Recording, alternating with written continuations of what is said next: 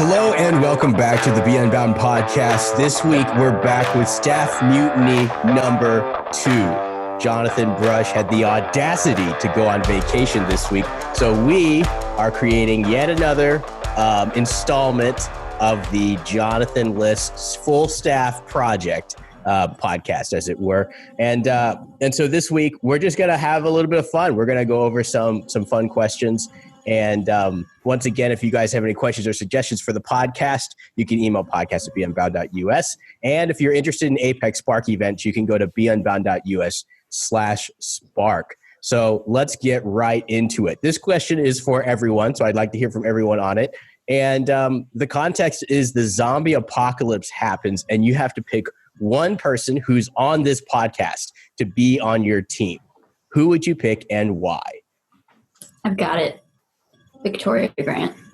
I would take Victoria Grant on any kind of possibly dangerous adventure because everybody knows that the Grant family is generally prepared for anything. And even if they aren't, they're probably able to be within like moments. So zombie apocalypse starts happening. Victoria is the Grant available. I would take Victoria too. Is what I'm taking. Wow. Very popular option. Victoria, would you take yourself? Would I take myself? Yes. Do I have to pick one other person on this podcast? Yes. Yeah. Okay. See, Victoria is just a very competent person. So really anybody Victoria is paired with, it's going to be fine. It'll be fine. Yeah. Like she's great handling like emotional situations. She's also great handling like the practical needs of the moment. Right. So like it's the perfect combination. Wow. So Victoria, as yourself, congratulations, because you can't pick a wrong partner because you're going to have yourself. So you're going to be fine. Wow. I'm extremely flattered. Good gracious me. That's okay. I guess I have to jump in. Okay. So if I had to pick just one person on this podcast right now to join my team, okay, I would start with Ben because Ben is from Texas and has access to the most weaponry. And so we could stalk the team and then go join with other team members. That's solid. So they'll manage to include everyone. Way to pick everyone. Ben is not gone yet. I have more weaponry in my apartment than some people have ever witnessed. So let's see here. I would go, honestly, I'm second guessing now that everybody so unanimously approved Victoria, but I was thinking I would go with Megan because I figured what the first thing we need to do is basically organize some type of militia, just like Victoria was saying. And so I was like, well, if I need somebody to organize a militia, then Megan would be the person to do that. So that's kind of that would be my only role ever in a militia is organizing it, but I appreciate that. That's very important. Ben has everything necessary to equip a militia, so all that he needs is someone to organize it. Exactly. It makes a lot of sense to me. Between me, my dad, and my grandpa, we could easily arm a lot of people. You heard it on the Unbound podcast. That's right. Especially my grandpa. He's prototypical Texas grandpa, like has a ton of guns in his closet and they're all loaded like all the time. It's ridiculous. But there you go. And he has like guns that like police officers gave him that he got off criminals and stuff. It's great. So I think that's a success. I think between the four of us, we could probably combat the zombie apocalypse. This next question is pretty straightforward. I'm just looking for a hot take. What's your most controversial opinion? Silence. Do I have a controversial opinion? No, you do. Right? You both do. We talked about this before the podcast. I told you what your controversial opinions are. Don't pretend that didn't happen. What are your controversial opinions? There's just a little bit of timidity. I can start. Mine's maybe even a tad too serious, but mine is that personality is a choice. Like I legitimately believe that if you want to, you can reprogram your own personality. Like I think that's a legitimate thing you can do. And I think that it happens to people sometimes through trauma. Sometimes it happens to people through different things. But at the end of the day, like personality is just kind of like how you operate within the world. A lot of people view it as stagnant. They're like, oh, this is how this person behaves. This is how they conduct themselves. And once someone understands their personality, oftentimes people feel like they know who that person is. But I think that identity is is somewhere lower, or it's more, however you want to put it. It's a not lower, but it's like more core than personality itself, and personality is like an exercise of identity. But I think it could change, and I think actually you could do it at will if you really want to, and you know yourself really well. So that's my hot take. I want to do a whole podcast on personalities. Maybe we could get Benjamin Hardy back for that. He just did a book on it. It's called Personalities Impermanent, right? I haven't read it yet, but I've heard about it. That's not a plug, by the way. I have no idea if it's any good. Read at your own risk. Exactly. Okay, so I gotta get. Let's go, Megan. What's your controversial opinion? My controversial opinion would be that I really don't like coffee. Never done coffee, did my whole degree without it, have survived That is controversial. all of my Unbound events without coffee, which is why I'm really glad that the new Ascend mug, thermos, water bottle thingy can do all of the above, and it's not just limited to coffee. Wait, hold that up to the camera. I haven't even seen that yet. What? I'm very jealous. I'm so very jealous. They're really, really cool. New Ascend students, get those fancy new water bottles if you're watching the video podcast. So there you go. Mm-hmm. So I'm really put water or any drinks in here and not look like a 5-year-old trying to like just put water in a coffee thermos, because that's weird. Gotcha. Victoria? That's a good question. I realized I discovered a controversial topic about 3 or 4 weeks ago when we were pet sitting someone else's dog, and I staunchly insisted that dogs and other such animals are not allowed on human furniture, and learned for the first time that this was not a universal opinion, and in fact, somewhat hotly contested by people I know. So that's my controversial opinion, that animals inside a house should not be allowed on furniture. And I personally disagree that animals should be allowed on our couches because they're perfect to cuddle with. So, So cuddle on the floor. Makes sense. You don't have to Since hard. like all your experiences with a small dog that conveniently fits on the couch next to you. I would like to point out that Victoria's dogs were Dobermans. Yeah, Doberman should not be allowed on anything soft, basically. Yeah, pretty much. I mean, that's how I was raised. It's like dogs don't go on the furniture. But I mean, I wonder what the statistics would be on that. I would imagine it might be close to 50-50. It probably depends on the size of the dog, but So comment below. Let us know. Exactly. We'll have to start a poll on the forums. Like we'll have to start a poll on the forums and figure it out. So that would be interesting. Back to you guys. Yeah. So kind of in line with that, I just got a dog, currently a puppy. So is able to convince a lot of people that he should be on furniture because he is currently tiny. He's not going to remain tiny though, because this dog is a mix of like terrier, spaniel, and husky. So this is not going to be a tiny dog. I, Victoria, agree with you. I don't think that a dog should be allowed on human furniture. He currently disagrees with me and tries to get on anyway, but I don't think so. I think that one of my I don't know if it's a controversial opinion, maybe just a controversial stance. I don't generally like pets. Other people's pets. I'm generally annoyed by other people's dogs, cats, whatever. But I really like mine. So I like my dog. I don't like other people's dogs. I don't like other people's cats. I don't like other people's pets generally. I think it's rooted in the training of said pet. Because in my opinion, a pet reflects on its owner and vice versa. So if you have an obnoxious dog, I have a lot of opinions about you, honestly. And don't want to deal with your dog because of those opinions about you and vice versa. So anyway, I don't know if that's super controversial. I haven't pulled a lot of people on it, but in general, I'm not a dog person, not a cat person, not an animal person, but I have a major thing for mine. So. Wow. Good to know. That's flaming hot take right there. So the next question we've already established for Megan. I would actually like to hear from Victoria on this one, which is if you could only drink coffee or tea for the rest of your life, which would you pick and why? Ouch. Okay. Yeah, that one, that could fall into the controversial opinion by itself. I'm really interested to hear what you had to say on this. Yeah. See, my gut was coffee. Like I was thinking probably coffee. If I had to pick one, because there's so many different kinds, and I could get decaf, I could not. I could also do this with tea, but I have so much of my life ahead of me that is going to require a lot of caffeine, and tea just doesn't offer quite that. That's fair. So I think I would pick coffee so that I could have a thoroughly solid and extremely productive adult life. And then, yeah. Then when I'm retired, I can drink decaffeinated. I'll be fine. That's going to be really sad. The day that Victorious permanently switches to decaf coffee. This is why I won't be retiring until I'm like 80. There you go.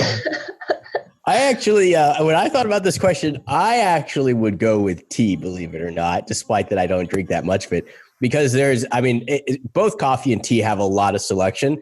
But with, if you get really deep into like tea and like all of the different neurological properties it can have, there are some that have incredibly high caffeine content that you could use. There are some that are like more calming. It's like the diversity of I don't even know how you put it, but basically just the diversity of tea itself, I think would provide more in terms of like the way I think about my lifetime. Like I would almost rather drink tea and then like take caffeine pills if I had to versus like just drink coffee for the rest of my life. So there you go. That's a solid point. But I mean, both are valid. I mean, there are many people who pretty much go their whole life just drinking coffee anyway. Well, so we've established that Ben, with his healthier tea options, will probably be smarter throughout his adult career than I will be, but I will have more caffeine overall. And the question is, which actually matters more in the end? Well, you'll live longer. That's to be established. I mean, maybe. That depends on a lot of other things. Mortality is dependent on a variety of factors. But for this next question, I would like to hear from Ellie and Megan. And this question is just, what is your favorite thing about the Unbound community?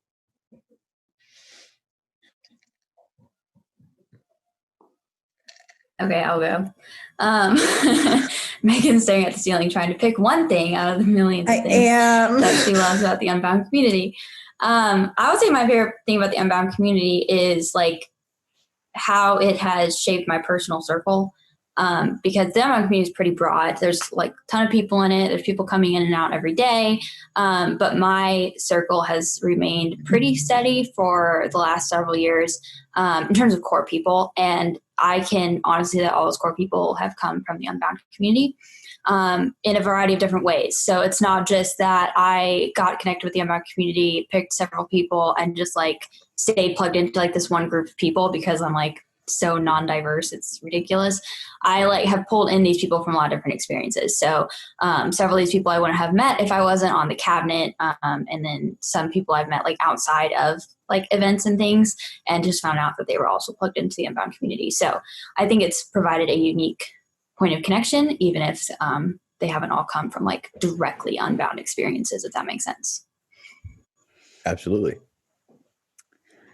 Yeah, I feel like, the easy answer is the people. And that is one of my favorite parts of the community is the people. And I love just meeting the different personalities and getting to know everyone's uniqueness and what they bring and how they shape it. I was having a conversation on the forums last week. Some people on there were celebrating their anniversary of joining the community. And I was just thinking go back 5 years and this person wasn't a critical part of the community. And now to me, they're just a huge part of it. They've served on leadership teams. And so it's crazy to think about the personalities and things people bring. But personally, probably the most impactful thing is the way it's taught me to question and think and the conversations that it has spurred me to have. And I think the people in this community are very thoughtful, but also really talented communicators. And that's challenged me a lot in the almost 10 years since I joined the community. So it's a toss-up, people or the conversations, but they're kind of also connected. Mm-hmm. Right on. And then to flip the coin, this is once again for Megan and Ellie. I will spare Victoria on this one. What is your... Wow, that is so unfair. Well, I'm just saying because I asked you guys about your favorite thing. So now the question is, what is your least favorite thing about the Unbound community?